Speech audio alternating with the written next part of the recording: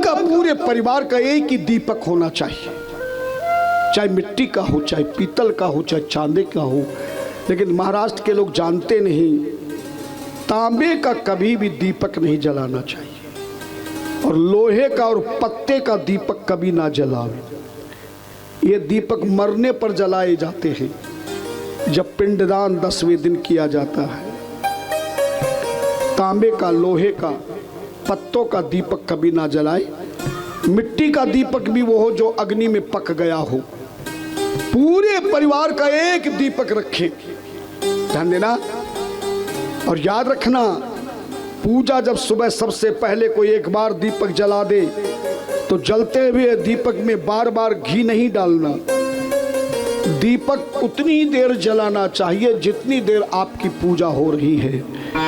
कई लोग अज्ञानतावश पूजा के बाद भी घी डाल देते हैं, वो दीपक का अपमान होता है। वो दीप देव रूपस्तम कर्म साक्षी ए विघ्नकृत, यावत कर्म समाप्ति तावत तम सुस्थरो भव। यावत कर्म समाप्ति सात। हे दीपक महाराज, मैं उतनी देर जलाऊंगा जब तक मेरा ये पूजा का कर्म पूरा, अब पूरा तो हो गया, फिर तुम वही कर लो। जिसका पेट भोजन से भर जाए और जबरदस्ती खिलाओगे तो परिणाम क्या निकलेगा? मुख से बाहर आना शुरू हो जाएगा। एक परिवार का एक दीपक को जो पहली बार जला दे, बाद में अगर कोई परिवार के लोग उसी मंदिर में पूजा करने जाते हैं तो बिना दीपक जलाए, बिना भगवान को स्नान कराए, बिना तिलक लगाए, बिना अक्षत चढ़ाए, केवल पुष्प चढ़ा सकते हैं। घर के मंदिर की बार बार पूजा नहीं होनी चाहिए। पूजा एक बार होती है। जैसे नगर के मंदिर में, मोहल्ले के मंदिर में पुजारी जी पूजा कर देते हैं, तो हम लोग पूजा नहीं करते हैं। केवल शिव जी को तो पूजा कर सकते हो, सूर्य को जल चढ़ा सकते हो, लेकिन अन्य देवी देवताओं की पूजा नहीं करते। इसलिए एक ही दीपक हो। और आरती, हमारे सनातन धर्म के 5 देवी देवता हैं, तो 5 बत्तियों वाला दीपक से घर में आरती करना चाहिए। और आरती में कभी भी धूप नहीं जलाना चाहिए। और जिस अगरबत्ती में बांस की स्टिक लगी है वो कभी घर में नहीं जलाना, क्योंकि बांस मुर्दे के लिए जलाया जाता है। ये छोटी छोटी चीजें आप गलती कर रहे हो, जिसके कारण आप पर कृपा नहीं हो रही। इन चीजों को याद रखना। धूप कभी आरती में ना जलाएं, पूजा में धूप जलाएं। आरती में केवल 5 दीपकों का दीपक आता है। पंचफूल आरती, फूल वाली बत्ती होनी चाहिए। लंबी बत्ती तेल के दीपक में जलानी चाहिए। लंबी बत्ती कभी भी घी के दीपक में नहीं जलाना चाहिए, वरना घर में कलेश होगा, धन धान्य समाप्त हो जाएगा, बच्चों की शादी नहीं होगी, पोता पोती के लिए काफी दिनों तक इंतजार करना पड़ेगा।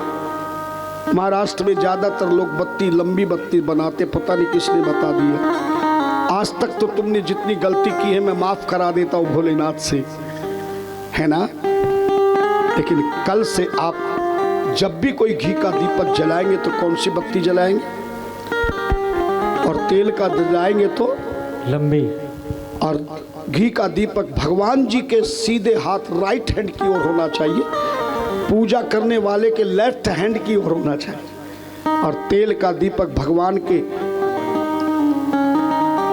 लेफ्ट हैंड की ओर होना चाहिए और पूजा करने वाले के राइट हैंड की ओर होना चाहिए। समझ रहे हो ना मेरी बात? इस तरह से आप पूजन करें। तांबे का लोटा जल का अलग होना चाहिए। एक पंचपात्र भी होना चाहिए जिसमें आचमनी होती। कभी मंदिर में गए होंगे, पंडित जी चरणामृत देते हैं, वैसा पात्र भी आप ले लेना। उसमें स्नान करा के भगवान का जल उसी में डालना चाहिए। शिवलिंग को स्नान किया जल भी उसी में डाले और शालिग्राम का किया हुआ जल भी आप उसी में मिला दे। शिव और शालिग्राम का जल मिल जाता है तो अमृत बन जाता है। चरणामृत नहीं, अकेले विष्णु का अगर जल होगा तो चरणामृत कहलाएगा। अकेले शिव जी का शिवलिंग पे चढ़ा जल होगा तो जलामृत कहलाएगा। दूध, दही, घी, शहद, बूरा चढ़ाई तो पंचामृत कहलाएगा।